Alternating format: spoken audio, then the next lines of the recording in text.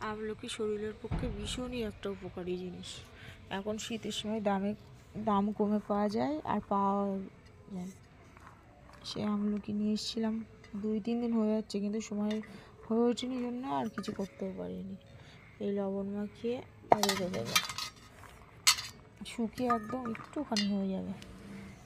এইখানে তো সবজি মা আব্বু কিনেছিল, সেইখান থেকে দিয়েছে। এই রান্না হবে আজকে চিমনি টুলি দিয়ে, অর্ধেক বেগুন দিয়ে একটা ঘ্যাট মতো করবো তরকারি, আর বেগুন দিয়ে বড়ি দিয়ে কুচো দিয়ে তরকারি মতো করবো।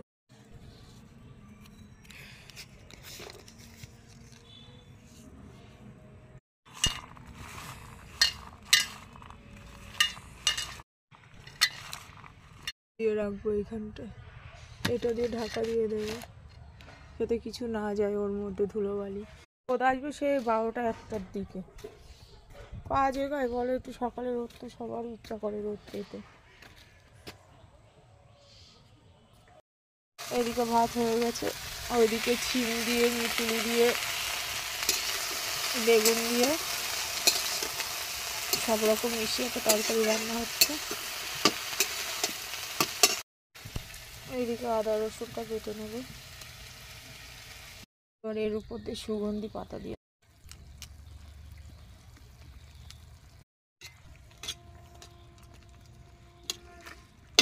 ঢাকা দিয়ে দেবে। রান্না হয়ে গেছে, এবার নামিয়ে নেবো। পুরো গামাকা করেছি শুকনো শুকনো। ওইগুলো রোদে দিয়েছি, নাহলে নষ্ট হয়ে যাবে।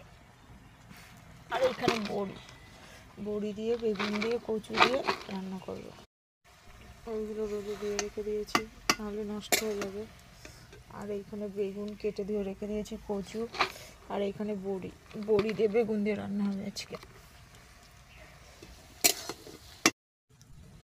কড়াইতে তেল দিয়ে দিয়েছি,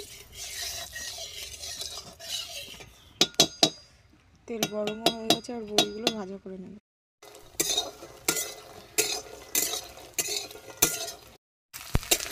বড়ি ভাজা হয়ে গেছে, এবার ঝাল পেঁয়াজ উপরে কচুটা দিয়ে লাল লাল করে ভাজা করে নেব। বড়ি ভাজা খেতে দারুণ লাগে। রসুন বাটা দিয়ে দেবো একটু,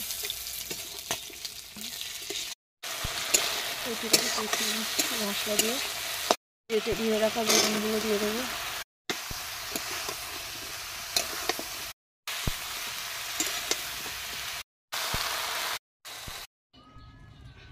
উপর দিয়ে